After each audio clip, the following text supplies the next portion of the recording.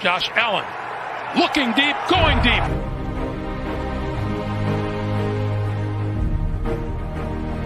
To me, talking about the Bills, what else would you rather be doing? We're hoping to add a new dimension to the Cover One network. Slings it deep downfield, and it's caught inside the 20. Right now, I just want to talk about this championship level. I've never had a championship caliber team to talk about. I want to focus more on the storylines each week. What are the big stories going on with the Bills?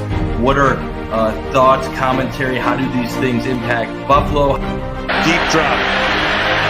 Deep throw. And it is hauled in for the touchdown. Allen deep to the end zone and caught for a touchdown. Play action. Allen. Deep downfield. Wide open.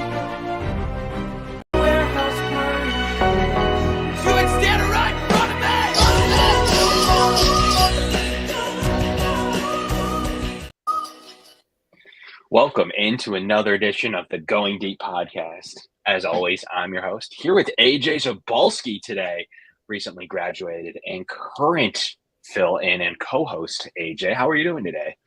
Good, man. It's a nice Tuesday. Weather's getting a little bit nicer. I know tomorrow's supposed to be a little bit cooler, but after that, it's looking up. A couple of rainy days coming up here in the weekend, but next week it's going to be nice, and hopefully that sunshine continues to shine. On the Bills side of things, rookie minicamp, obviously last week, got to see a little bit of Dalton Kincaid, Justin Shorter, Dorian Williams, guys that are all going to be contributors in one way or another to this roster this year. So exciting time to be a Bills fan, and I'm looking forward to hopefully OTAs coming up here soon and then mandatory minicamp here in the next couple of weeks. Yeah, the weather's getting nice. We got some OTAs coming up here shortly. We have mandatory OTAs. So next week we have a next round of OTAs. Late May, there's another round into June 1st. June 5th through 8th is the third round. And then June 13th is mandatory OTA. So we'll see how that all works out in the coming weeks. But the schedule did drop for us last week. We're kind of a little bit late to the party, so we're not going to belabor it. We're not going to spend all day sitting here talking about the schedule. It is what it is. I'm not the world's largest schedule guy. You already know you're going to play. It's just a matter of what week you're going to play them. I did think some interesting stats came out that how favorable the schedule was for the Jets. Did you see that, AJ, where they said that they're the only team that doesn't have to play the division off of any rest, or the division. They get to play the division on extra rest. No, they don't ever have to play on short rest. Like, the schedule is really worked in for the New York Jets, which I thought was really interesting. And the Chiefs from like week 12 to week 17 are on short rest or negative rest in every single week. So a lot of people think the league is packing it in for the Jets. So, first and foremost, week one, AJ, going into MetLife, playing the Jets, Aaron Rodgers. Do you believe in that team? Do you believe in the Jets? Do you think they're for real? Do you think they're going to take a couple of weeks? What's your opinion? They're obviously for real, Kev. And if you don't think so, I think it's just a little bias on your part. I think they have a really good defense. Sauce Gardner. They have another good. The cornerback too is very good. Their combo there is very well, done. They got Quinn Williams hopefully coming back. Their D line is very strong. They have a great offense around the quarterback. Their offensive line is a little shaky, but they kind of upgraded there this offseason and in the draft, adding Tittman, a guy that was a top 30 visit for the Bills. So I think all in all, they got to put it together, and I think week one might be too soon for that. I think Rodgers might need a couple weeks. It's a new team, new scheme, new offense. But it's Nate Hackett, a guy he likes, a guy he has a good relationship with. I think Robert Saleh is a great defensive coordinator. And the problem with the Jets last year wasn't their defense. Their defense was playoff championship level. They're really good. They're just a really talented group in New York. So I think on the offensive side of the ball, they got to figure some things out. Allen Lazard, Garrett Wilson, those two, pretty good duo, I would say. Garrett Wilson's having a great year. They got a great tight end combination, CJ Uzomah, and who's your other? They have another guy that they use quite. He's like an athletic freak, but he's not. The Jets. He's on the roster. The Jets. Oh, their backup tight end?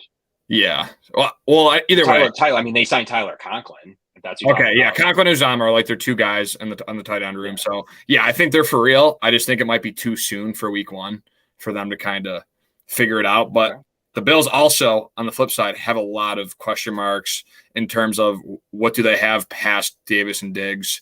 They added Hardy and Sherfield, and they have Shakir and they have Kincaid, but how are they going to use all those guys? So it's going to be a lot for Ken Dorsey to figure out too, week one. So that's why I'm so intrigued about the matchup. A lot of question marks on both sides of the ball. I think it's going to be a defensive battle, and we'll see what team comes out on top. Well, Bryce Hall suit up week one. That's a question coming off the ACL. We'll see if he's ready to go, if they're going to go with Bam Knight behind him, Michael Carter.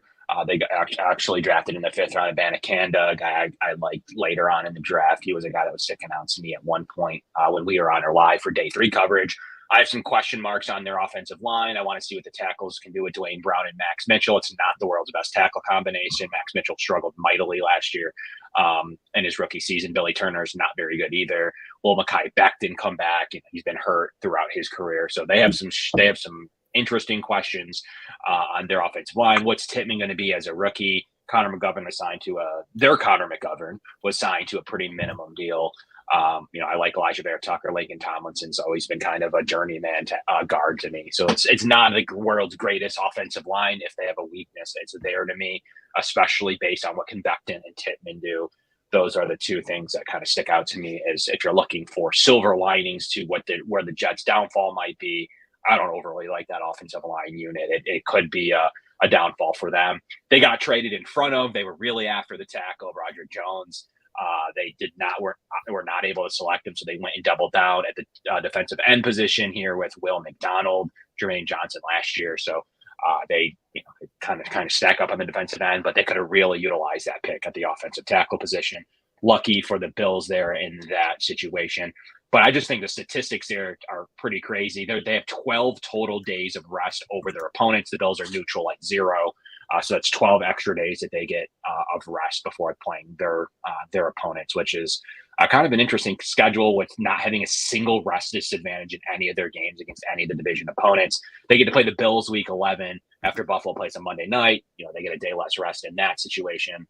So definitely a favorable rest schedule for the Jets. With that being said, I don't think you'll see Breece Hall. I think Aaron Rodgers is prone to issues early on in the season before he picks it up. AJ, I have the Bills taking care of the Jets in week 1 in this situation, maybe before the Jets get rolling, before they get some of their pieces back together. I do think that's an interesting – if you have to play the road Jets game, I might not hate picking it week 1. How about you? That's probably where I pick. Oh, yeah, I'll take the Bills here just because of the fact that Rodgers – I think they split with the Jets. So I think it's going to be either at home later in the year or this game. But I'll go with a win here just for the fact that I think Rodgers is going to be off to a slower start. He's going to have to get used to playing with that offense. I know he's been doing it at a Hall of Fame level, and he's one of the greatest to ever do it. So it might not be that big of a learning curve, but still, they need to have everything come together. I'm just scared of that defense. They played Josh Allen really well. Even at home last year, they held him to 20 points. And if Mike White wasn't in that game and Matt Milano was the Bills defense played great that game. So I think with a better offense for the Jets and a championship caliber defense for the Jets as well, it's going to be a split, but I'll give the Bills the week 1 win here to start off. Okay. Yeah, no, I kind of feel that. And we're not going to pick week by week games here. AJ, we're just going to pick some of the key matchups throughout the season. So that's kind of the first early one that we, I guess, at this stage agree on. So that's great. As we continue on, it kind of isn't the world's biggest, home Raiders, away Commanders. You're looking to go 2-0 in that stretch. You're starting off 3-0 versus the Dolphins. Do you think that they're 10-1? Do you think they're coming in Buffalo? Depends on Tua. Tua last year proved that he could play. That game was down. The Bills were down in the 4th quarter at home in the snow. It all depends on Tua where he's at in week 4. If he's not the player he was even last year, defenses started to figure him out in that stretch when he played like the Chargers and the Niners. He kind of started to he would get hot during the game, but he was so inconsistent. It would be like a couple good drives and then all of a sudden he's turned the ball over. So that game will really depend on the health of Tua Tagovailoa in week 4. Okay, fair enough. I agree. I think the Bills, that's a pretty good time to play them as well. I think that they're, at home. They got the game switched this year, so we're not going to really see any type of weird weather elements either way. It's a good time to play them. I think the Bills stick with it and go 4-0 through that stretch. Then off to London for the Jaguars game. Do you see that's back-to-back Jags games for them. What are you thinking? as you get to London. And like, how do you feel about it being against Jacksonville? Yeah, I will not mind, Kev, waking up at 9 o'clock in the morning on a Sunday and watching football and then having that full slate of games. Because first of all, it's a good game. Jags are going to take a step forward this year. I think they win the South. And then the Bills are obviously, hopefully at this point, are going into the game and 4-0, 3-1. So it's going to be a great matchup. I think Doug Peterson's a great coach. I think he's done a lot for that organization. They have a lot of talent across the board. Calvin Ridley is a guy that is coming back, hopefully here soon. And then Christian Kirk added to that. Evan Ingram. They got a lot of talent. You got Travis Etienne, who's going to take his sophomore year because he was hurt his rookie year. So this is technically it's his third year in the league with second year playing. I just like their overall roster. I could see the Bills dropping that one, but I'll stick with a win in my eyes. I think the Bills and Josh Allen are just still a step ahead of what the Jags are trying to do. But I want to be shocked with the crowd, with the Jags staying there for the extra week and getting that ability to get there a week earlier. I think that it's either going to be an advantage or a disadvantage, and we'll see what happens with that. They could either get I would right. So I don't know. I would pick the Jags as a really disappointing type of team, but their division is terrible, so I can't really do it. That was actually going to be one of my hot takes. I don't know how good they're going to be. I really think that they're borderline a wild card team. However, with their division being so weak, I don't know where they're going to get pressed from. I don't know who's there to press them. Could Indy take a leap? Maybe. I wouldn't be shocked if they don't win their division. I don't believe in that team. They were horrible for most of the year. They were horrible in the playoff game and still squeaked out a win just because of how bad the Chargers blew it. Outside of that, I don't overly like this roster. I believe in Trevor Lawrence. I don't like a lot of I thought that defense got opportunistic. I don't think it's overly that good. DeAndre Cisco, Rayshon Jenkins safety combination, the Tyson Campbell, Trey Herndon. I don't believe in their secondary at all. I like Josh Allen. Obviously, he's easily their best player. I don't really like much of what that team's doing defensively. It's not very strong. So I don't believe that in these title fights, they're going to be able to compete. I think they got in by the weak division starting last year, but many people thought maybe it could be the Colts again. Maybe it could be the Titans as usual. But they got the benefit of those teams just never winning, and then Houston being terrible. So this year they'll benefit from that as well. I don't think it's that great of a team. I really don't. We'll see what Calvin Ridley looks like coming off of that. Christian Kirk did take a nice step up in the right direction for him, but it's not a roster I look at and I'm overly worried about just in the long haul. And I think they're one of the biggest frauds in football, in my opinion. I don't like that defense at all. I don't believe in it. Their metrics aren't great. I think they're going to struggle in prime games. They'll go their normal 9-8, 10-7, maybe 10-7 this year because their schedule's so soft. But that's my hot take. Is I don't overly believe in that Jaguars team. The previous year's teams where they had that little run is their defense was really good. That was prime Jalen Ramsey. That was when Miles Jack was playing out of his mind. Like that team was just stacked. Calais Campbell was in his prime. Yeah, because prime Campbell, like they were prime everywhere. That defense was really good, and they were able to knock teams off. Don't see it this year. They're going to lose. They're going to lose those shootouts to some of the better teams in the league. So I don't buy it from them. Then you get the home Sunday night football game against my other potential fraud team in the Giants. I hate to say it. One in the AFC, one in the NFC. They both just happen to play them, in my opinion, back-to-back weeks. What do you think of the Giants? Do you buy the $40 million Danny Dimes hype with that roster that still doesn't have a receiver one? Where do you stand on that? Okay, so this is where I'm going to give the Bills a loss. I think Brian Daboll coming back to Buffalo. Wow. I think he's going to get those guys riled up. And Kev, hear me out on this. Their roster they're good. Isaiah Hodgins, Darius Slayton, Paris Campbell, Jalen Hyatt are their top four. You still have Sterling Shepard, who's got question marks with injuries, but when he's played, he's all right. You add Darren Waller. Saquon Barkley's still there. They have Matt Breida, who's an okay, home run hitter. Daniel Jones, he's not gonna wow you with anything. He's not an elite quarterback by any stretch, but he's average. He's not gonna turn the ball over. Brian Daboll is very good at, telling his quarterback to play nice, calm football. And I know it's hard with Josh Allen. He still turned the ball over. But Daniel Jones last year had a career low in turnovers. I think that repeats itself. And I just think Brian Daboll is going to have those guys fired up. I think he's going to want it shown. The GM, he's also been around the league for a while with the Bills. So it's going to be a fun matchup. This is the game I am this is the one I have circled. I want to see Hodgins. I want to see if Sweeney can make the roster. Maybe he can come back. I think the most intriguing part about this is the Daniel Jones story. What can he do? It's kind of, Brian Dable's new apprentice. He did it with Josh Allen. Can he do it with Daniel Jones? It sure looks like they believe that he can. They added John Michael Schmitz from Minnesota to be their starting center, who at the Senior Bowl just wowed me. I think he was one of the best centers in this draft.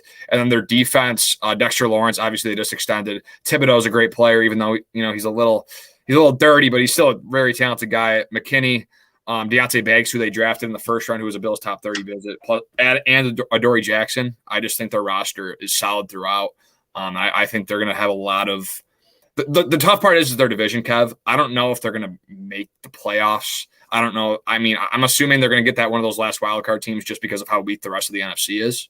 But their roster in total, I mean, Hyatt, I know there's a lot of question marks with him, but you add Hyatt, you get Paris Campbell, who's a guy that Bills fans kind of wanted in free agency. I think that they're just a really good overall roster. Daniel Jones. I do enjoy your calling out the top 30 visits, still, AJ. So I really appreciate you letting us know that the month later, we're getting the top 30 visits still getting told to us. You're higher on that offensive receiving core than I am. I thought Campbell was a nice cheap piece that ended up being a little more than I thought. I don't love Darius Slayton. I think Hyatt's a one-trick pony. Hodgins a dude that couldn't make the Bills. You're higher on that receiving core than I am. Wan'Dale Robinson's pretty much a bust at this stage of his career. He didn't produce at all. They potentially traded. They couldn't figure out a way to use Tony last year. Traded him to KC for peanuts. Sterling Shepard, if he's healthy, is a fine option for them. Their interior offensive line's a mess. John Michael Schmitz is good, so hopefully he translates for them. But Ben Braidson and Mark Lewinsky are just retread guards that the Bills are used to. Those are Brian Dable. Those are typical, even normally underneath Sean McDermott. Some of those retread guards that you're looking for. Yeah, can I ask you a question? They're not very good about that. Yeah, go ahead. Who are you confident in the interior of beating those guys? I'm like, you think Ed Oliver is going to have like a really good year? Because like you like there's a lot of guards in this league. I'm just curious if like you can. The problem with this team, and that's what I'm going to talk about later in the episode, is the defensive side, the pressure to the quarterback, the push in the interior. I'm just not really like they brought back Jordan Phillips. Daquan Jones has been good, but he's only getting older. Like, how confident are you with that interior of winning consistently in the middle? Very. I mean, with Vaughn coming back, hopefully week 1, the general manager said so. Will he be full strength? We'll see. Was nowhere near like that with Trey White. Like, we didn't hear a word. We didn't hear a peep on the Trey White rehab. Literally week 8, we didn't hear too much. When it comes to his rehab, I do believe he's ready fairly soon. If it's not week 1, it's week 2, 3, 4. Definitely by the week we're talking about here.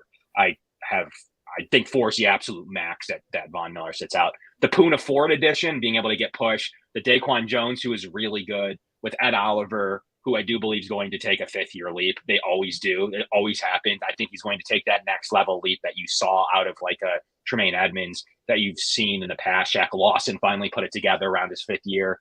I do believe that you'll see that out of Ed Oliver. And I really like the 4th and 5th options. You're talking about Tim Settle, a guy they figured would have a role. Like, I don't think he's a dominant number 1 defensive tackle in this league. I do believe that he has the chance to be pretty good as a rotational guy with Jordan Phillips in the 4th and 5th roles. Poona Ford and Daquan Jones at full strength is a problem we're talking specifically now about the Giants game. It's a problem for Ben Braidson and Mark Lewinsky. Mark Lewinsky's a retread. He's bad. He's not a very good football player. And he wasn't on any team that he played on. He's shown some flashes to continue to have his job, but I think that that's a major issue. Basically, John Michael Schmitz's falling was interesting. He was said to be the true center of the class, was talked about from the 25 to 35 range. The fact that other guards and centers were going before him was interesting to me, AJ. I wonder if people are overthinking it or if there's something there that's a problem. And we'll get into more of the Bills' pressure later on. But in terms of this interior for this Giants team, not just against the Bills in general in the division that they play in, right, it's not good enough. And we saw it hurt the Bills last year. We saw a similar Bills, retread in Roger Saffold is at the end of his career. We've seen, the Ike Butkers of the world. Like, we've seen some of that Brian Winters. That's what they're striding. That's the Brian Dable striding out there at the interior of the offensive line right now with a rookie center who may develop. But that's a very vulnerable spot for them. I don't believe in their receiving core at all. Saquon Barkley's still saying he wants more money, which is an interesting perspective for him. I don't believe in this offense. The 15 touchdown Daniel Jones is just never going to scare me. I don't buy it. I don't overly like their defense enough to compensate for it. So that's why we just happen to be talking about them back to back. But the Jags and the Giants are my two hot fraud takes. I just don't see it. I don't see them. I think there's a path that they both could miss the playoffs, but the Jags have a little bit easier. Their division sucks. I think they have the better quarterback. They're going to make a push. I don't see the Giants doing it, AJ. I think their division's too hard. I think they're going to compete and they're going to struggle against the Commanders, let alone actual top end teams. So I have the Bills winning this game. You're right. The Dable storyline's interesting. I'd be a little bit more interested in it in New York, that they could kind of catch the Bills off guard. But we'll see what these rosters look like by then. We'll get into it in a few months. But as of right now, I just don't like the way that roster looks. Love my Giants friends and fans, my Yankees fan. I just don't see it from that roster right now. In my opinion, I think there's some gaping holes on that roster that, they struggle to figure out. So continuing on the stretch, at Patriots, I don't think should cause too much of a worry. Any team in the league can catch you, but there's nothing really to talk about that game right now. Versus Buccaneers at home, they gave that a primetime game, kind of that fake primetime game, but interesting to do. I don't really know what the Bucs are going to look like, but they still have some premier receivers. They still have some of those weapons that they had, so they're going to be interesting team to me. But ultimately, I think the Bills get it done in that game as well. Moving into the Bengals game, NBC. What has changed enough for the Bills to take care of that Bengals game? This is a big one, AJ. Riff off to me about why. I'm assuming you're going to pick the Bengals. I'm not. I'm going to pick the Bills in this one. And, okay. and this is like kind of like when you go through a schedule, again, this is kind of like my thought process going through it. Like when I saw the schedule last year and I sat down and looked at it, like I never thought, like I marked down the Bengals, that Monday night game that didn't happen, as a win. But like I also marked like you never know really what's going to happen. I think like there's always that one game, like RJ says in the comments, if we can't win against the Giants at home on Sunday night, we should just tank the rest of the season and hope for a top 10 pick.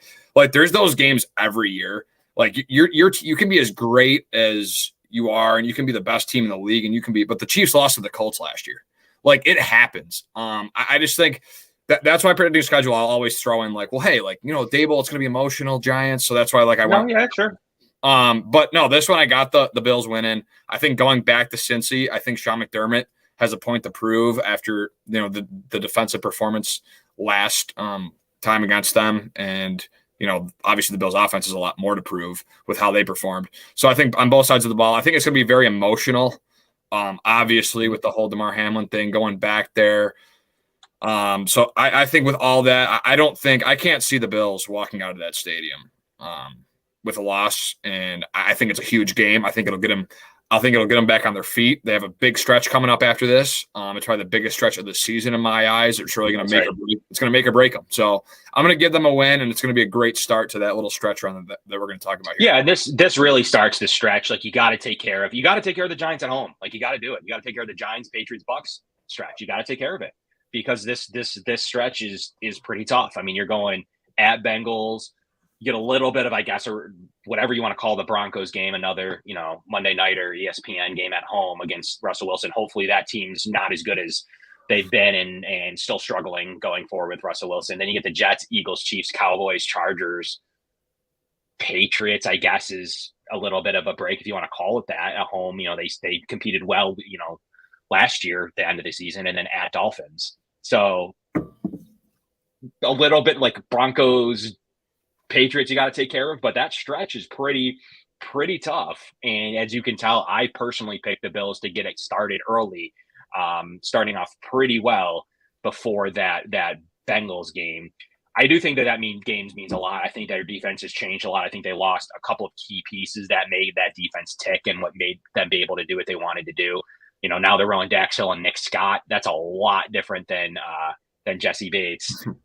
That's a completely different unit than Jesse Bates. Jermaine Pratt was able to come back there. But which do you believe in that defense, AJ? What's your opinion on that defense with all the changes that they've had, especially in the secondary?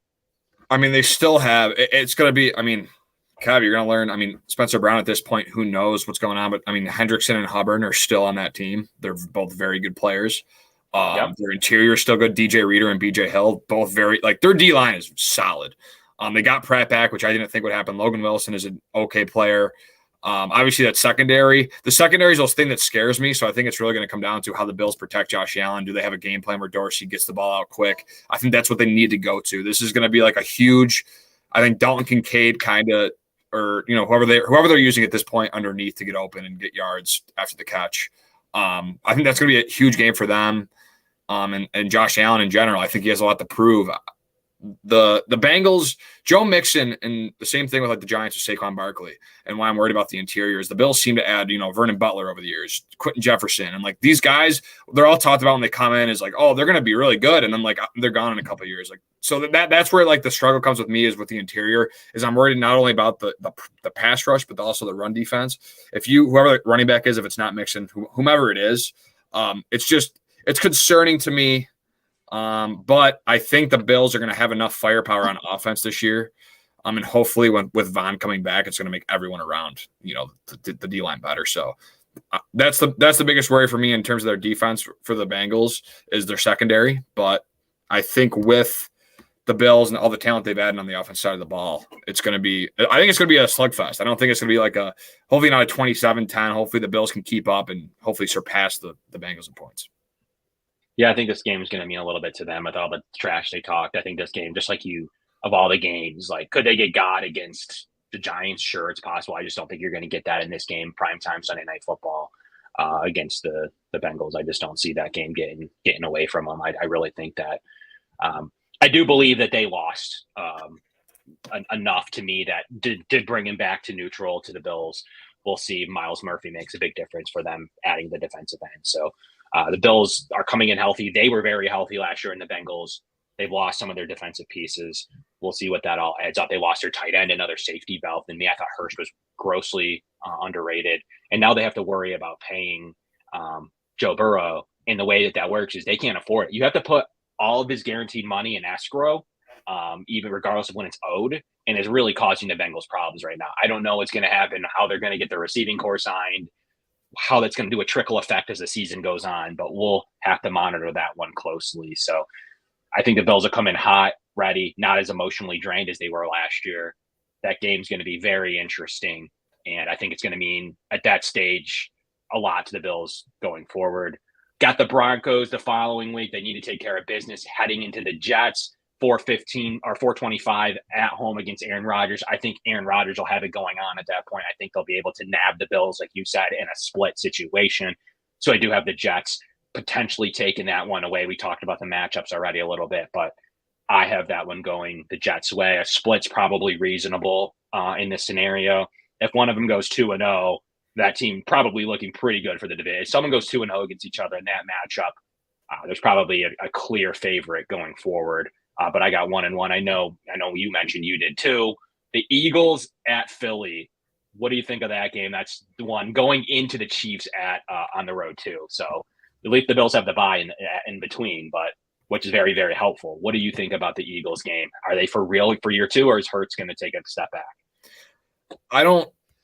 Hurts is a really good player. I don't think he's as highly regarded. I don't think he's as good as people think he is. I still think he's a top 5 quarterback, maybe top 5 to 7, on a list for me. Maybe I could see the argument he's ahead of Herbert, but Burrow, Allen, Mahomes, and even Rodgers, I don't know. We'll see what he can do with an actual team around him. The Packers didn't do a great job of it, but the thing that concerns me with the Eagles is just their roster is so good. I mean, Jason Kelsey's coming back, Lane Johnson. Their whole O-line is very talented. You got Dallas Goedert and Dan Arnold now, who they added.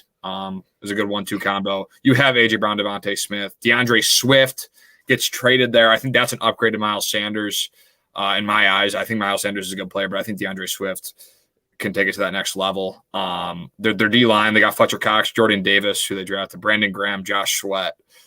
Their D-line is just insane. And then you got Reddick, you got Bradbury, Terrell Edmonds, who they added, Sidney Brown from Illinois, who's a really good safety that from Illinois, that his brother, actually Chase Brown, also was in the same class. Fun fact. But Yeah, they're Darius Slay, James Bradbury, Terrell Edmonds, Hassan Reddick.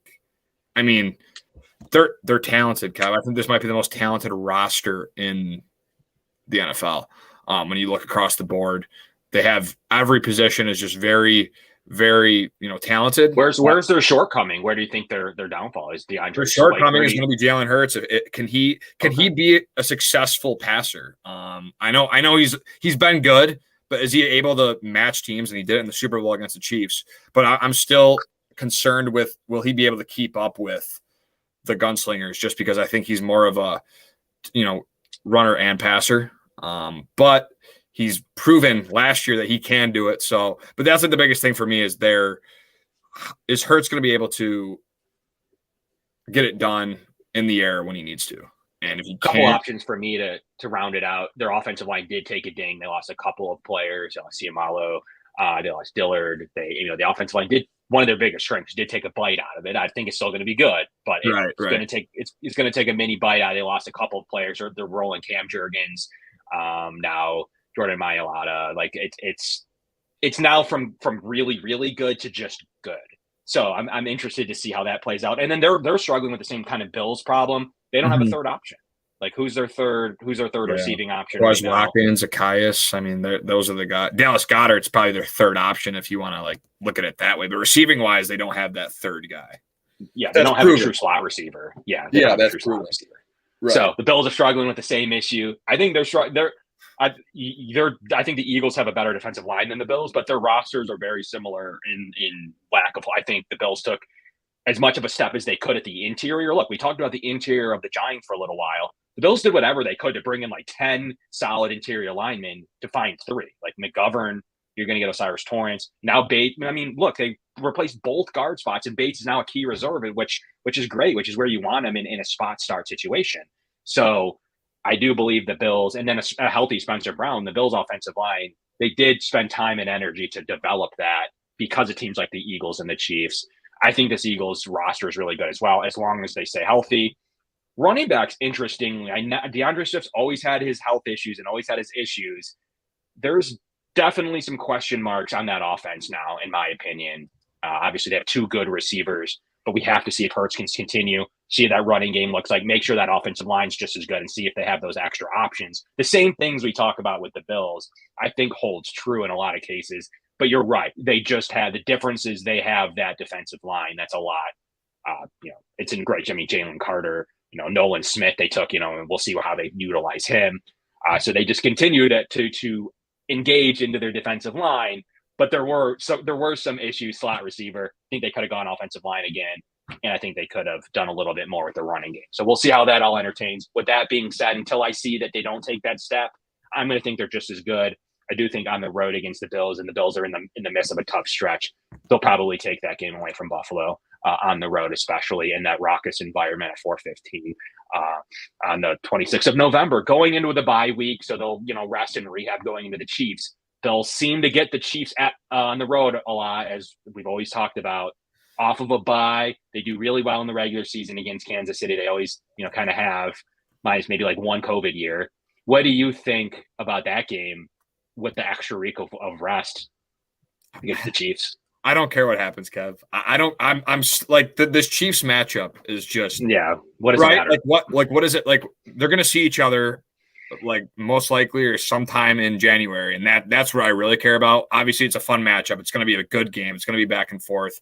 Allen and Mahomes. I mean, the best 2 quarterbacks in football in my eyes. So the Chiefs do have some question marks. They lost some receiving options. So I don't know. And I was actually going to ask you that, Kev. That's my dad who asked it, but I was actually going to ask you the same thing. Would you rather have Steph and Gabe or Brown and Smith? I mean, Brown and Smith are better. I mean, they just are. I mean, it's close. It's closer than you think. Yeah. I mean, I think the Steph and Allen connection is still number one. The problem is both Brown and Smith are better than Gabe. And they're both a small step behind Steph. So they definitely take it. Call Steph a 10, call Smith and Brown 9 and an 8. And then Gabe's like a 5, a 6, call him a 6, give him a solid 6. Yeah. Overall, to me, it's a 17 to 15 kind of kind of score in favor of the Eagles. So they do have a slight advantage in that category. Could Gabe take his step up? That's what I'm not factoring, but not at this stage. I do trend that way. I do think the Knox and Kincaid combination compared to just Goddard is advantage Bills. So yes. the four receiving options versus the 4 receiving options, because then you're at Goddard, and then I don't know, like literally it's Quez Watkins, Zacchaeus, like it's their fringe options aren't very good, and that's what I'm keeping my eye on. I think the Bills have a better, even Hardy. I think Hardy's better than Quez Watkins and those guys. So I'm interested to see. I think his advanced statistics and what he can do is better. So I think it's an interesting trend, Bills in that category. But here, the offensive line kind of neutral out a little bit. The secondary options evened out a little bit. The running game evened out a little bit. But yes, the two best options of the Eagles are still, higher than the Bills are. Well, I think their outside defensive line is too. Their outside corners too. There's less question marks. Slay and Bradbury are Bradbury had a really good year last year. I think Kyrie Elam, he's a first round pick. Obviously, he's going to get that chance, but he's not proven yet. So that's another thing. I think the Bills have kind of more holes on their defense. Middle linebacker, who's it going to be? Cornerback 2, is he going to step up and be is he going to be able to? If the Bills D-line can't get pressure, is that cornerback 2 going to be able to hold his own? Levi Wallace would get picked on. We'll get, you know what I mean? So that's something you got to think about too. And I don't know if the Eagles have those questions, but you're right, Kev. They have lost some pieces on that offensive line, and DeAndre Swift does get hurt a lot. So that's another question. Yeah, Sanders and the offensive line losses do start to even it a little bit, and then I think they should have, rather than go back-to-back defensive line in a way with Nolan Smith and Carter. I thought that they should have either refilled in what they were good at, refilled in that offensive line cover, because it went from great to now okay and not as deep as how they got there, and no third option. So to me, I would have gone offense there. They especially after scoring Carter. But whatever works for their roster development. They made the Super Bowl good on them. They developed in Hurts. They paid him a lot of money, so they're figuring Hurts needs to elevate those 3rd and 4th and 5th options. As we know, that's not always the case, even with semi-talented guys. So we'll see how that looks. Only really Mahomes can get the most out of that. And you're right, the regular season game against the Chiefs doesn't necessarily really overly matter. Hasn't even mattered for the 1 seed debate. Yeah, we've won both years here in Buffalo. Hasn't came back to help them in the standings, nor have they won the tiebreaker because they've never been tied. Yes, last year was super strange with what happened there down the stretch. The year prior, they just didn't have enough wins. So they, as much as we love Brian Dable had a huge stretch in 2021. That was no bueno. He had a pretty poor stretch of football. It cost us seeding. Yeah. It cost them seeding. So this game doesn't matter. I think the Chiefs finally take a home regular season game from the Bills. I just don't see the Bills winning 3 straight. I just don't. I think more statistically, analytically, I don't see it. The Bills have the extra week of rest, which is positive Bills. That really does help. Sean McDermott's very good off the bye in rest and rehab. So it's going to be another close one. Late in the season, Mahomes, I think, is different than early October. He hasn't lost, right? I don't think he has lost. He hasn't lost in November. I think he lost in December. He's lost in December now. He hasn't lost. He still hasn't lost in November. He lost one game in December. Yeah. He lost to Joey Burrow last year. Yeah, right? In December. Yeah, regular season game. Yeah. So that's what's very interesting to me is that they don't lose late in the year. So all those factors are in their favor.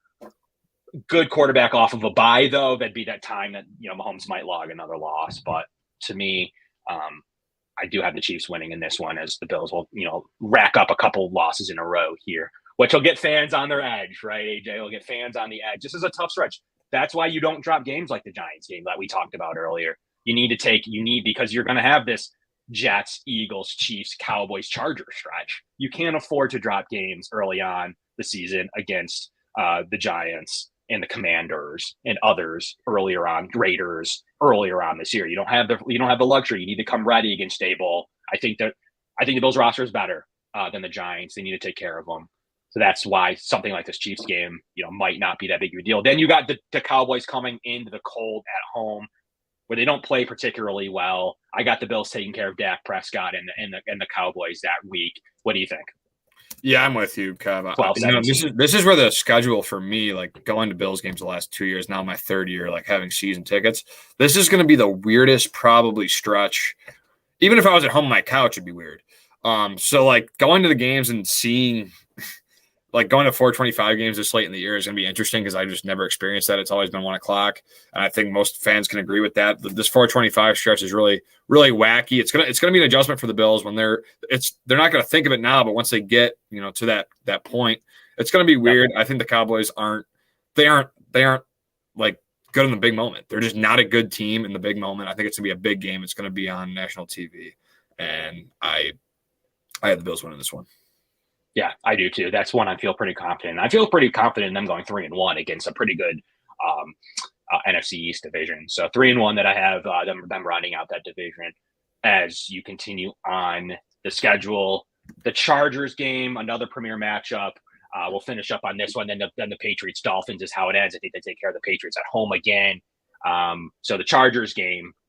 What do you feel about this? Everyone has such varying opinions. Some people feel like I do about the Giants, that they're not for real. Some people love the Chargers. They've never proven it. What's your opinion on this Chargers team? And where do you see it going this game late in the year? The question mark with me is Eckler. What's going to happen with him? He's who knows? I mean, first of all, he struggles to stay healthy. I don't think he's on the Chargers, AJ. I seriously don't. That's my opinion. Week 1. Okay, so there's that. So that's your hot take. Okay, we'll go with Eckler's not even there. So then you're getting Joshua Kelly and Isaiah Spiller. Keenan Allen's only getting older. I think he's still a good receiver, but he's another guy that his hamstring is like, it's like I've had him on fantasy the past couple of years and I just can't handle it. Mike Williams is also good, but he's another guy that can't stay healthy. They did add Quentin Johnston from TCU, who I actually do like. I think he got a little more hate as the draft process went on, but he's a guy that I've read a lot of people that I respect and they do like him as a player. They think he is a very talented player. And then Gerald Everett is a guy that he's okay. I think Donald Parham Jr. is a freak athlete that can score touchdowns. Their O-line's okay, but the big question mark is going to be Herbert, this coaching staff. What are they going to do? What's the Chargers going to do in terms of decision-making in the big moments? They blew a huge playoff game last year. So that's the biggest concern for me is what's going on behind the scenes. I think Herbert's got all the talent in the world, but I think the Bills are just a better organization. They have a better coaching staff. They're going to outcoach this team. Yeah, for sure. A lot of Giants slander. I don't mean to slander them. There's a couple of people who definitely agreement with me about the Giants. And them not being great. So I think the Giants are good, and I think they got better, and I think their coaching staff is very talented, and I think they could easily steal one in Buffalo. I'm not saying it's going to happen, but there's always a game every year, the Bills, where they come out and just are flat, and that's the one Josh Allen hasn't lost on Sunday Night Football. But what's interesting, I don't think that's where you catch Josh. That's why I hate the 1 o'clock games. You catch him flat and the team flat in those 1 o'clock games. The Jags game the year prior, the Jets game last year, you catch him at those 1 o'clock time slots. You catch him flat. That Heat game down in Miami 1 o'clock game. I don't love 1 o'clock games because that's when you catch team prime time, thinking about it all day at home in front of your crowd. Prime time Josh, some of the most touchdowns in playoff history, him and Mahomes right now. To start their career. They're just good in prime time. And they're just not as hyped. It's just natural. They're just not as hyped 1 o'clock against a random divisional opponent. It's just not going to be good. So that's kind of my opinion on the situation. The Chargers game, I agree with everything you said on that one. So we're in agreement with you. I just think that they got to prove it to me. I like the receivers a lot. Quentin Johnston, Williams, and Keenan Allen. I think that's a pretty good 3-pack. I like Josh Palmer a lot behind them. Jalen Guyton has a little bit of on the outside as a speed receiver. They got Darius Davis in the 4th round this year, a guy I kind of liked a little bit later in the draft. It took him a little early, took him in the 4th, but he was a guy I was watching like in the shorter range. So that's going to be an interesting one. But ultimately, outside of that passing attack, I don't love a lot of this roster. I think that they've struggled. They struggled on defense. They struggle to stay healthy. Yeah, their defense. They have good players there. They don't bring backs together like Khalil Mack, Kenneth Murray Jr., Eric Kendricks, kind of over the hill, Joey Bosa. Like that front 7 should get it together. Kind of their down linemen aren't great though. And Austin Johnson, Sebastian Joseph Day, Morgan Fox isn't the world's best 3. And then their secondary is just known to get absolutely torched by Tua. So to me, it's not that great of a roster. I like Asante Samuel Jr. a lot and Derwin James, but behind that, they definitely have some secondary issues in the other 2 or 3 spots that they play. So I have the Bills winning this game late in the year, and who knows if the Chargers what are they competing for. I haven't taken care of the Patriots the next week. I don't think that team's going to be very good. Easily the last team in the division. Lastly, at Dolphins, 1-7. We'll see if it matters. Do you think Tua gets it done in Miami to push them in the playoffs? Where do you see the game at season ending 1-7 against Miami? Yeah, so I'll just wrap it up with like the division talk. I think the Bills finish 5-1 in the division. I think they're going to sweep Miami. I think they sweep New England. I think they go 1-1 against the Jets. So I think they're going to win this one. Later in the year, they're not going to be dealing with the heat. I mean, injuries are obviously going to be a big factor in this one. How healthy are they going into this one? Both sides of the ball. I think Jalen Ramsey and Xavier Howard are very good players, but they're also getting older. Xavier Howard had a down year last year. I'm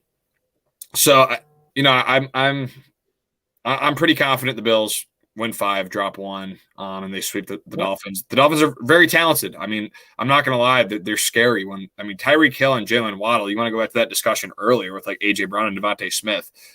I mean, Tyreek Hill and Jalen Waddle, I might have over AJ Brown and Devontae Smith.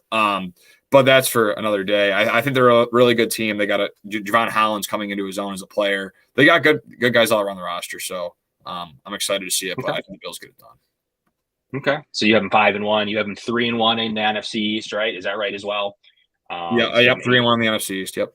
They have. I'm only losing to the Giants. I haven't beaten the Eagles and Cowboys. Okay. So I haven't losing to the Eagles, but beating the Giants. Okay. So 8-2. They're combo. We both a combo 8-2. Where do you have them finish in total? Then where do you sit? I'm gonna go like 12-5, 13-4 area. There's gonna be like those Broncos, Raiders, Commanders, I could see one. I mean, I could see them dropping one of the Eagles or Cowboys, one or the other. I could see that Chargers, Cowboys. That stretch right there, Kev, it's gonna be the make or break, because not only are they playing at 425 like every game, but you're also playing just really good opponents. And that's the stretch that just caught my eye. So I could see 12-13 win team this year. Does that get them the 1 seed? I don't really think it matters at this point. They just need to play the best football. And if they play the best football when it matters in January, no one can stop this team. Got to get hot. Got to get a little hot. Got to get a little lucky. Got to get hot. Got to get some turnovers. Yeah. However you want to say it. Maybe you'll luck into a 1 seed, because that's kind of luck too, based on how the other games play out. You control your business. You go 13-4. That's where I have them. You can't predict how the Chiefs and the Bengals are going to finish their seasons. And you're just hopefully get the tiebreaker at some point somehow with that. So that's kind of how I have the Bills wrapping up. But before we get into the final segment of the show, which is going to be what the Bills need to change to make the hump, to make that luck, to do what they need to do to get over, the show is brought to you by Sons of Erie. Get out there and check them out. www.instagram.com/Sons of Erie. They'll be dropping a brand new release. It's a great, great artwork. Beautiful. You have Jim Kelly. You have Josh Allen. You have Bills Mafia, Sons of Erie. Brand new art. Jim Kelly has an endorsed copy of this.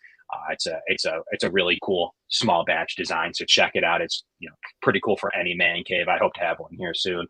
Check it out, www.sonsoferie.com as well for their drop information coming at you soon. So AJ, we have one last thing to talk about here today. It's what the Bills need to do to get back on, to get back over the hump into the AFC Championship game and beyond. What do they need to do to finally curb this random AFC divisional round slumber? I'm going to stick with the defensive side of the ball, and I know the offense had its issues towards the end of the year last year, and I know that's a big thing. But you have Josh Allen, you have an upgraded offensive line, and you got weapons, so figure it out.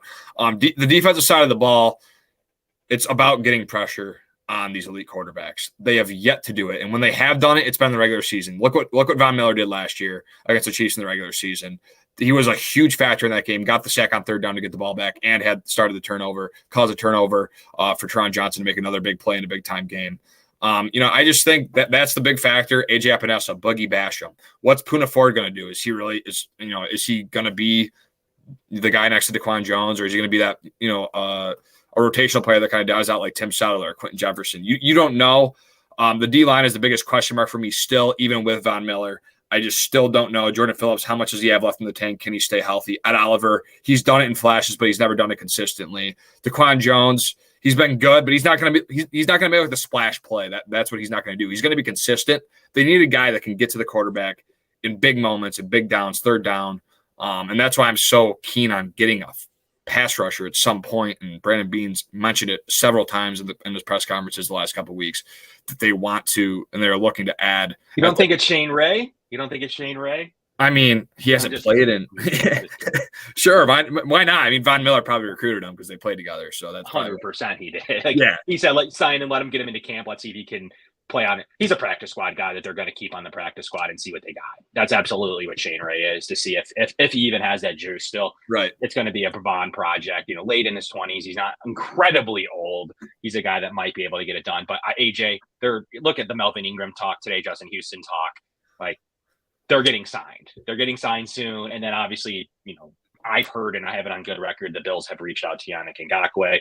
May or may not have had contracts declined from what I've heard because of incentives and everything else. I don't know exactly what's happened, but there's good talks that the defensive end position, they didn't just try to go after Yannick and either not re-engage and then just decide not to do anything at defensive end. I just don't believe it, especially with some good names still left there. Where does Frank Clark wind up? There's still plenty of defensive ends, and I do believe the Bills are absolutely adding one, just like they did Puna.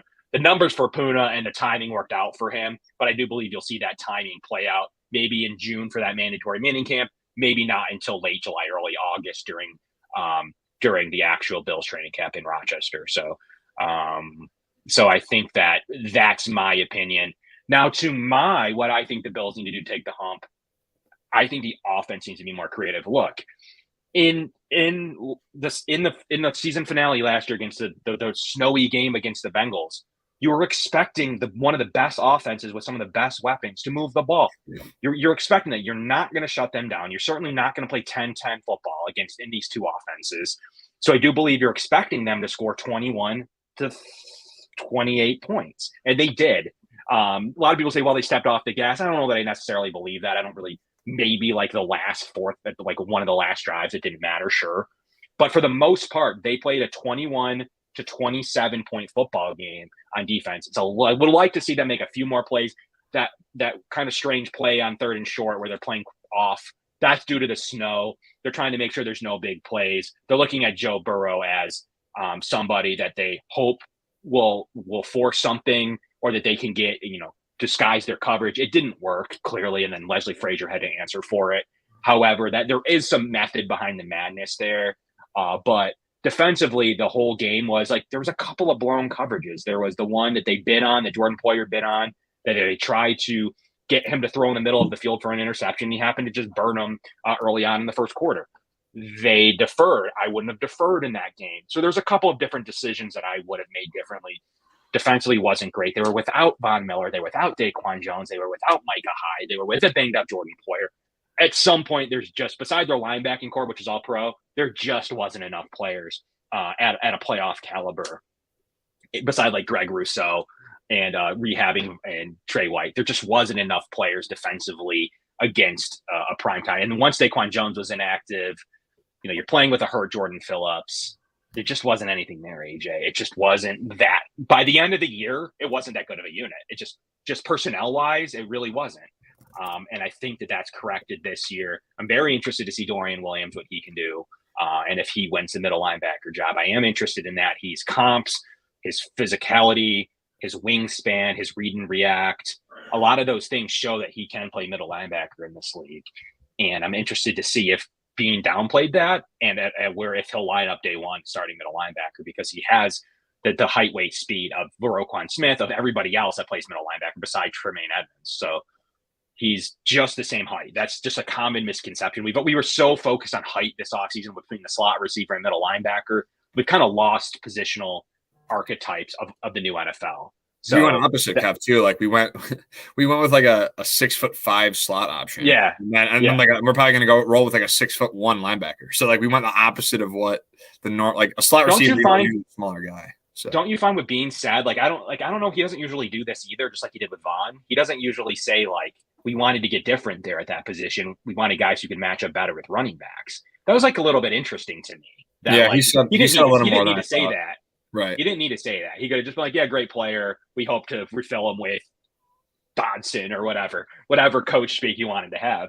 He went like a little bit further than that, which was kind of interesting, of like, didn't have him valued that high, certainly not. On top of a guy that we can potentially have cover slot receivers, which Edmonds could, and running backs, and a little bit more of those speed options. So that was pretty interesting to me. I mean, Dorian Williams is really fast.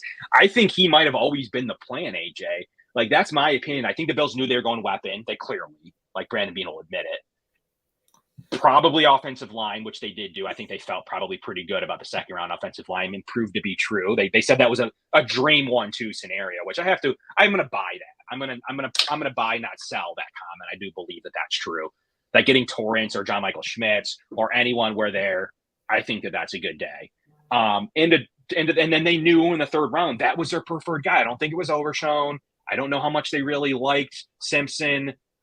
I believe that they liked the 4.49. They liked the athletic profile. They liked what he could develop into, and they felt like they had enough options there. It's an interesting way to look at it, like, because Bean goes live. He goes, they took Overshown? Okay, they took the other one, which was interesting to me. Like, either the other one meant like they were debating between two, or the other one meant was like, good, they picked the other linebacker. So that was a pretty interesting tell to me. But AJ, I think defense aside, I need the offense to be more creative. I need to see Dalton Kincaid more in 11.5 personnel. I need to see him win in the slot. I need to see what defenses are going to do to adjust. Are they going to throw a linebacker, a safety? How are they going to adjust against him in this scenario?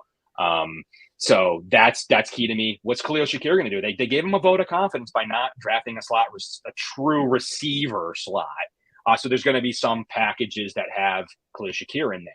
So that's really interesting. So we'll see what he's able to do. But ultimately, and then does Shorter find a role? I think that he's going to be a camp favorite. He's going to play special teams. Right. It's going to be interesting to see what he's able to do. And then that's not mentioning Hardy and Sherfield. I do believe the unit in general is better. That's for sure. The tight end unit's better. The receiver unit's better. We'll see about the running back. Does James Cook take another step? They love Latavius Murray, clearly by the guaranteed money. They like what Harris can do. Are those two better than Singletary? I think so. And then they still have Hines for Hines is an even deal there, and a good kick return and punt return game now too. So the offense is set up, and the interior is, I don't care who you are, undebatable, world's better. Like Turnstile, Roger Saffold. You have a guy that has never allowed a sack in Osiris Torrence. You have a potential really great replacement and a really great pass blocker in McGovern. That offensive line is going to just, and then a healthy Brown, it's just naturally going to be better. And lines underneath Aaron Kromer are always better in year two every year that he's coached. So AJ, what do you got for me about offense? Yeah, so Anthony Cover One put a great tweet out, and this is what I would have said about the offensive side of the ball when it comes to what I think they need to do to take that next step to get to the Super Bowl or, get further in the divisional round. And that's the red zone efficiency from Allen and Dorsey. So in 2022, Allen's red zone efficiency out of 37 qualifying quarterbacks, he was 36th in EPA. So second last quarterback, -20, 15th in positive play percentage, first in interception percentage, 29th in completion percentage, and 35th in passer rating. So just across the board, just not good, just not good. No. Just absolutely terrible. But when you compare that to 2020 with Brian Dable, or 2021, but I just did 2020 for the sake of this exercise. Out of 37 qualifying QBs in the red zone, he was 8th in EPA, 15th in positive play percentage, tied for last in interception percentage, 0, no picks the whole year, 11th in completion percentage, and 6th in passer rating. So that's the telling sign for me. Allen and Dorsey have to figure it out inside the 20. The issue last year wasn't from the 20 to 20. It was inside the 20-yard line. Allen, he caused too many turnovers down there. There was too many blunders on the offensive side of the ball in important moments. And the problem with that on the flip side, when those moments happened, the defense couldn't get a stop. So it's not even that it was just one thing happening. It was also the defense was struggling to get, stops on the flip end. So I think being more efficient in the red zone, it was so bad last year. And when I saw that stat, and when I saw Allen's, advanced analytics inside the red zone compared to what he was from the 20 to the 20, it's just insane to me. And I think that's the biggest thing that the Bills are going to have to work on is just being more efficient in the red zone, scoring touchdowns, and not turning the ball over. Okay. I agree with you. The red zone is a huge focus. I think they did whatever they could with Kincaid. Definitely a red zone. Could Shorter play a role in the red zone? Can Shakir figure it out down there? I mean, I love these options. I think that they got a little bit better across the board on offense. and it's going to be huge this season to be more creative. I think that 11.5 personnel is going to trick a few teams that I'm not sure how to match up with that. And then if you have, even if you, depending on who you have in the game, it's going to be tough with who you're matching up with who's going to be on Knox, who's going to be on Kincaid, Diggs and Davis. So it's going to be an interesting. Could the Bills run out of that set, which they very well could with Latavius Murray or with Damian Harris, even James Cook in those situations, and then even spread James Cook out. Now you're out in 12 personnel with some true pass options. It's very unique to be able to have the 2 tight ends, James Cook, the 2 receivers in your 12 personnel. It's going to be tough to defend if they can utilize it right. So the creativity is going to be really important because it's going to be hard to cover those 5 and Josh Allen in those situations. So it's going to be fun if they can figure it out. I think they wanted to last year, and OJ Howard he's not even in the league anymore. That's how fallen off he's had in 12 months. So he's had a difficult 12 months. He got paid $4 million, which to a tight Bills cap. I mean, that would have been the most the Bills paid to pay someone this specific year. That would have been, more than Hardy. That would have been more than most of their signings were this year, Poona Ford. So that $4 million wasn't just free money. That was a very calculated play that the Bills weren't, were hoping to get the player. Kev, what changed? Like 2020, and I'm just going to use interception percentage for example, 0%. Okay. And then he was the worst. He was the worst this year. So the only thing that was, different when I look at it, Diggs was still there in 2020. Gabe Davis was still there in 2020. The thing that was missing last year was Dable, a slot option, and probably a 2020 offensive line was probably a little bit better than this 2022 version. So those 3 things, you got to figure out the offensive line, which I think they've done on paper. They've figured out the slot option with Kincaid, hopefully, with that 11.5 personnel. So, whatever that is. And then you still have Diggs and Davis, who are good red zone options. And then you just have to, figure out with the Dorsey and Allen thing going on. What do they have? They gotta figure it out. And those are the only 3 things that changed. Diggs was there in 2020, and he was there in 2022. You still have your best option. So that interception percentage to me is just absolutely absurd, and it has to be figured out. You're not going to win playoff games in January turning the ball over like that. You're not. Yeah, I mean, I think it's some luck, some people, some not in sync, some a little bit of lack of creativity, and then no slot option. I mean, it's truly a little bit of combo of all of some options. Or a line play, lack of run game. Yeah, or a little bit of lack of a line play. I think that you're right. The offensive line wasn't great, but even at times in those 2020 stretches, they were. I mean, Darrell Williams was a usable player then, right? So it wasn't. He was a usable, decent unit. That was his best year, probably as a Bill, was 2020. I mean, he rewarded himself a contract, didn't he? I mean, he got paid. At some point, he got paid good money to be the.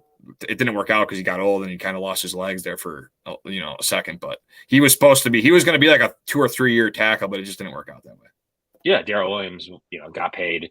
So at that stretch, what were you looking at with? Mitch Morse was probably full strength. What were you what kind of Deion Dawkins was there? I mean, I just think all around that the unit was much maligned last year and just had some pure issues. I think that's also Kev too what Roy said, Josh being careless. I think that also has to do with it. Yeah, he's playing. You mean that one stretch, especially in the middle of the year, he's playing MVP ball. Prior to his injury, he's trying to play MVP ball. He's trying to get the numbers. He realized that throwing a pick there doesn't really matter. He's going to get it back. And we saw that mentality against the Dolphins early on the season where whatever, at some point we're just going to score, which they almost did like 4 times and didn't. You saw that against the Jags the year prior. We're just like, whatever. Like at some point we're just going to go down and win the game, which they do against, you saw it against Detroit. You've seen it in other games where they can just do that and just turn it on and get it done. They did it against the Dolphins later on. They did hold on to do what they need to do against the Jets the second time in those crazy elements. So there was plenty of issues last year offensively, especially later in the year post injury. But that injury regression was real. Like he was trying to rely more on decision making than overthinking it, I should say, than his normal play style. There's definitely, post Vikings game, really, it just was much different. Where he really wasn't even supposed to play in that game. The Bills almost stole one in a game where they were going to have to go Case Keenum. And original diagnosis was at least 2 weeks, and it ended up being no weeks. So, the Bills ended up doing what they needed to do to get it done, but not late in the year. And that was a struggle. Well, the Bills pick it up. Plenty of blame to go around last year, but AJ, that offense needs to be more creative. It's more versatile this year. There's no doubt about it. They're better on the weapon front. They're better in the offensive line front. The healthiness of their defense makes them better on defense in many aspects. Poona Ford coming, another pass rusher, could elevate that unit. So another year of Kyer, another year healthy for Trey. Don't forget they're out Trey for a majority of the year. So there is some definite benefits to a high Poyer, White, Taron Johnson, Kyer Elam secondary, which at full strength is really good. So it's going to be interesting if Kyer can make that step. If he does, that's a great secondary, which could totally turn around the defense offensively. Kincaid, McGovern, and Osiris Torrence can turn around the offense to help them with that. Damian Harris is by all accounts as good as Singletary in many metrics. They're pretty close. Adding in Latavius Murray, the offense is just as good and better than they were last year, AJ. So that's the key to success, being creative, utilizing that 11.5 personnel. And like you said, getting back on track defensively in confusing offenses and being more aggressive. So pressure, being aggressive, pressure. Yeah, that's the big thing. I think you'll see that this year. And we're forgetting one final step of the defense, Taylor Rapp. What is he going to be able to add to the equation? And just like what Kincaid can do on offense, Rapp can do on defense, coming down in the box with 3 safety looks, with big dime, with any of the combinations, coming down into the box as the third linebacker at times, running more of a base with Taylor Rapp in there just in case they're throwing out of it. You can trust Rapp in coverage. Maybe you can't trust your third linebacker in coverage. So that's why it's beneficial to have someone like Rapp in there in a dime, in a 4-3 look. So that's what I believe. And by all accounts, what I've been told from inside the locker room, that Rapp has been in pretty much in starter's role. So it's going to be interesting to see how that's like Taron Johnson, how that's going to play. Is he coming in the box as an extra safety corner? It's going to be linebacker. So it's going to be an interesting kind of puzzle to puzzle this all together. And they're going to be able to defend out of that and cover the pass really well out of base defense. That's the theory. So, and then play a little bit of robber too. So with all that being said, AJ, we really appreciate everybody tuning in to keep this one right at about an hour and 10 minutes. So appreciate everyone tuning in today. Got Ant coming up later here, right at the 9 o'clock hour.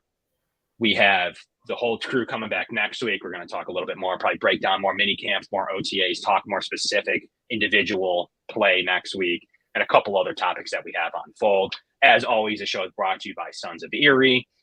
So get out there, check out their new design drop. But that's going to wrap it up for us here on the Going Deep podcast by the Cover One Sports Network. Kevin Messeri, AJ Cebulski. Really appreciate everyone tuning in today. And we'll catch you all right here as we're getting closer to the season, 7 o'clock on Tuesdays. We'll catch you guys soon.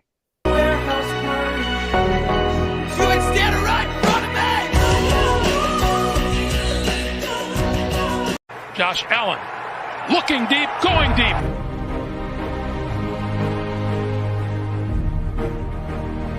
To me, talking about the Bills, what else would you rather be doing? We're hoping to add a new dimension to the Cover One network. Slings it deep downfield, and it's caught inside the 20. Right now, I just want to talk about this championship level. I've never had a championship caliber team to talk about. I want to focus more on the storylines each week. What are the big stories going on with the Bills? What are thoughts, commentary? How do these things impact Buffalo? Deep drop. Deep throw. And it is hauled in for the touchdown. Allen deep to the end zone and caught for a touchdown. Play action.